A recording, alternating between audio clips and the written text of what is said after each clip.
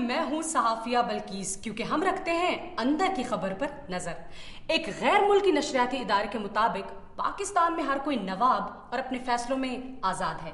आइए देखते हैं एक रिपोर्ट।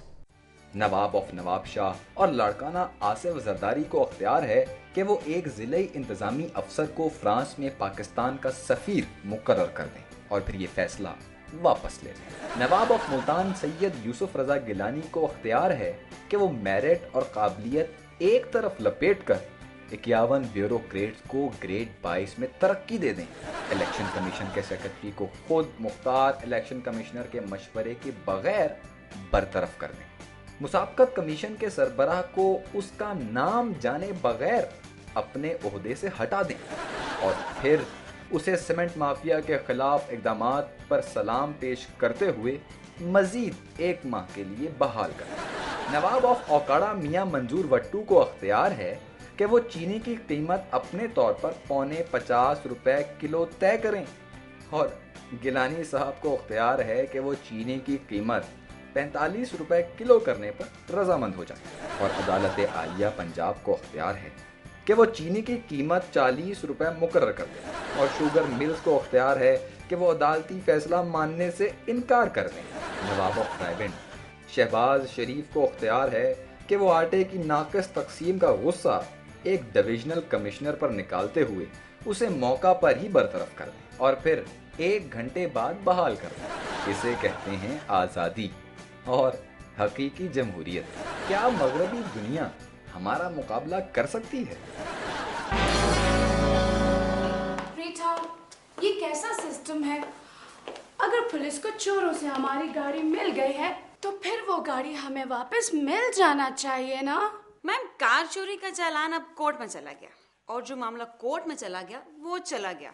अब कोर्ट का अपना ही मामला देख लें, कहाँ तक चला गया। लॉ एंड ऑर्डर की सिचुएशन बहुत खराब होती जा रही है। मैम, अब तो लॉ एंड ऑर्डर सिर्फ होटलों में रह गया है, जहाँ पे कस्टमर्स वेटर्स को कहते हैं ला ऑर्डर। इस तरह से तो हुकूमत की रिट खत्म हो जाएगी। सुना है कि एक वकील कोर्ट में हुकूमत की रिट के लिए रिट कर रहे हैं। रीटा, जब वीआईपीज़ की ड्यूटी के लिए और लॉन्ग मार्च रोकने के लिए पुलिस एक्टिव हो सकती है तो स्ट्रीट क्राइम्स रोकने के लिए क्यों नहीं? ये हुसैन नवाज भी जाने कहाँ रह जाता है, जहाँ जाता है बस वहीं का होके रह जाता है। मैम, ये अभी तक सरकारी तरीके से काम कर रहा है, यानी कुछ नहीं कर रहा है। Good morning ma'am. मॉर्निंग। बड़ी उम्र है तुम्हारी हुसैन नवाज। तुमसे बड़ी तो नहीं है। हुसैन नवाज, हम तुम्हें याद कर रहे थे। मैम, मैंने अदालत में जाकर कह दिया है कि मिस दुनिया अदालत में पेश नहीं हो सकती क्योंकि उनकी तबीयत खराब है।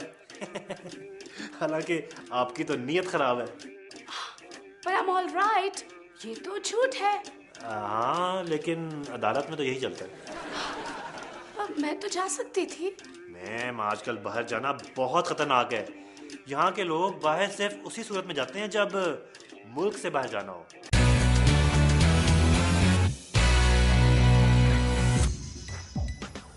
जानी क्या जमाना था जब सियासी जमातें कारकुन चलाया करते थे। अब तो बेचारे सिर्फ चिल्लाते हैं। जाने, वैसे भी अब हमारी जमातों में कारकुन कम और लीडर ज्यादा हो गए हैं। हमारे आज के मेहमान बहुत बड़ी पार्टी के बड़े कारकुन बेदिल आवे ही आवे तो तशरीफ लाते हैं। बेदिल आवे ही आवे। आवे ही आवे, ले भाई आवे ही आवे, आवे ही आए। बाजी जी सलाम। आदाब, बैठो। बाजी जी कहें तो एक आध नारा आपकी शान में भी लगा दूं। ये समझे या गले में अटका हुआ है। बोले बोले ला भाई आवे ही आवे ते आवे ही आवे। बस बस रहने दो, बैठ जाओ आराम से, ये वक्त भी आने ही वाला है। बस आवे ही आवे के। ओह, गला कैसे ठीक हो गया जानी तुम्हारा? हर वक्त बैठा रहता था ना नारे लगा लगा के। बाजी जी पहले गला बैठा रहता था, अब हम ही बैठ गए। आवे ही आवे। अच्छा सुनो, आजकल किस पार्टी में हो? आवे ही आवे। हाँ, अब बाजी जी कमाल कर रही हैं आप। आपने मुझे लीडर समझ लिया।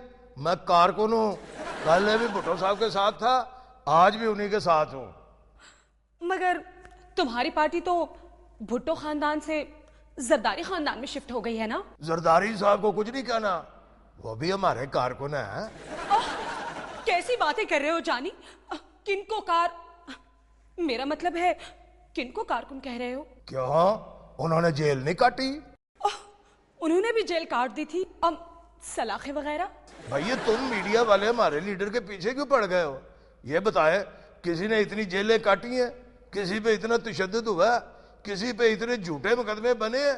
वो एक अजीम लीडर है। जानी, रिकॉर्डिंग से पहले तो तुम कुछ और कह रहे थे। रिकॉर्डिंग के बाद भी यही कहूंगा, आवे ही आवे। आपको पता है जरदारी साहब ने पंजाब के वजीरों को बुला के झाड़ा। उन्होंने कहा ए, कारकुनों के काम करो, नहीं तो जाओ अपना काम करो। हाँ, अब तो उसे कारकुन ही याद आएंगे ना। जब किसी लीडर पर वक्त आता है तो कारकुनों का वक्त आता है जानी। वो अजीम लीडर हैं बस। किसकी बात कर रहे हो जानी? मैं पाकिस्तानी लीडरों की बात कर रही हूँ। जरदारी साहब की। आपको पता बाजी जी, भुट्टो साहब के जमाने में हम 2 सूबों में थे, आज 4 सूबों में हमारी हुकूमत है। वो अलग बात है कि हुकूमत कर नहीं रहे। अच्छा? अच्छा क्या, ये हकीकत है और क्या। आवे ही आवे। तुम तो कह रहे थे कि अब कारकुनों को कोई नहीं पूछता। ओ जी, लीडरों को कोई नहीं पूछता, जो मर्जी करते फिरे।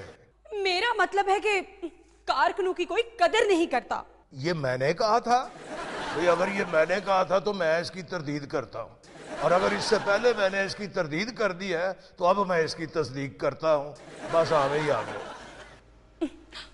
अच्छा ये बताओ कि भुट्टो साहब का दौर याद है? हाय बाजी जी, क्या याद करा दिया। मैं छोटा सा होता था, भुट्टो साहब मुझे नाम लेके पुकारते थे और मैं उनके जवाब में कहता था आवे ही आवे, आवे ही आवे। और बीबी का दौर? बाजी बीबी भी पहचानती थी, आवे ही आवे। और ये दौर?